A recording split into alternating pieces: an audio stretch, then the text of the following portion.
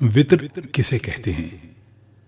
جانتے ہیں، وطر میں ہم ہر روز اللہ سے ایک وعدہ کرتے ہیں، اور وہ وعدہ بھی عبادت کی سب سے آخری ایک رکعت میں ہوتا ہے۔ دعائے قنوت ایک عہد ہے اللہ سبحانہ و تعالیٰ کے ساتھ، ایک معاہدہ ہے، ایک وعدہ ہے۔ اللہم انا نستعینک، اے اللہ ہم صرف تجھ ہی سے مدد مانگتے ہیں، ونستغفرک، اور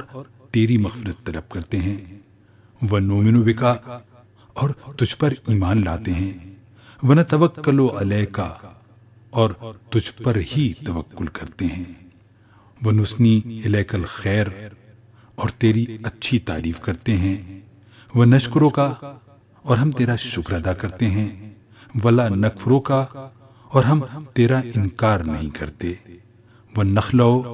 اور ہم الگ کرتے ہیں، ونترک من یفجرک، اور ہم چھوڑ دیتے ہیں اس کو جو تیری نافرمانی کرے۔ اللہم ایاک نعبد، اے اللہ ہم خاص تیری ہی عبادت کرتے ہیں، ولک نصلی، اور تیرے لیے نماز پڑھتے ہیں، ونسجد، اور ہم تجھے سجدہ کرتے ہیں، وإلیک نسعی، اور ہم تیری طرف دوڑ کر آتے ہیں، ونحفد، اور ہم تیری خدمت میں حاضر ہوتے ہیں، ونرجو رحمتک، اور ہم تیری رحمت کی امید رکھتے ہیں، ونخشی عذابک، اور ہم تیرے عذاب سے ڈرتے ہیں، ان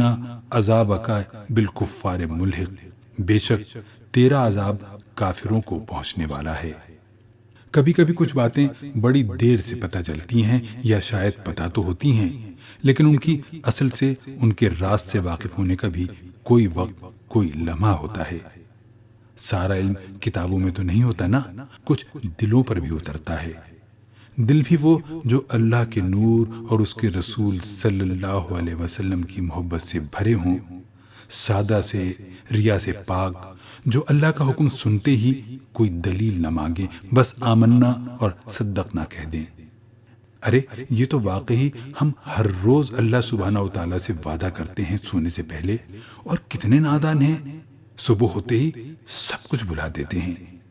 کیا ہم حقیقتاً جانتے ہیں کہ نماز وطر، دعائے قنوت اللہ سبحانہ و تعالیٰ سے ایک وعدہ ہے، ایک معاہدہ ہے، اور کیا ہم اسے پورا کرتے ہیں یا پورا کرنے کے بارے میں سوچتے ہیں؟